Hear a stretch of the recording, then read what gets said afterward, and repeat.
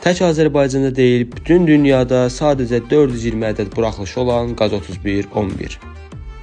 Salam hər kəsə, mən Batəqə bəy. Bildiyiniz kimi bu maşın haqqında biz bir müddət öncə qısa fraqmentli bir video çəkmişdik və həmin video ölkədə böyük marağa səbəb olmuşdu.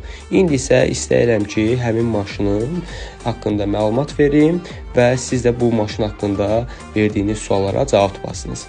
Gördüyünüz maşın Qaz 3111 Volga modeli 1998-ci, 2004-cü illərdə istehsal edilmişdi. Bu model üçün müxtəlif mühərrikli variantlar mövcud idi.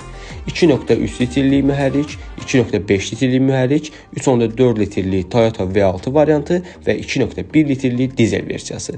Gördüyünüz bu maşın 2001-ci ildir. 2001-ci il olmasına baxmayaraq qaz şəraitində saxlandığına görə yalnız belə deyək də sadəcə toz, torpaq belə problemləri mövcuddur, amma ümumilikdə maşının heç bir problemi yoxdur.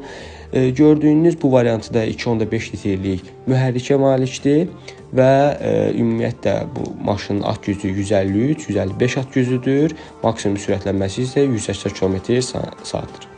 Və bu maşın 2001-ci ildir. İstərdim ki, bu maşın haqqında əlavə hər hansı bir suallarınız varsa rəy bölməsinə yazasınız.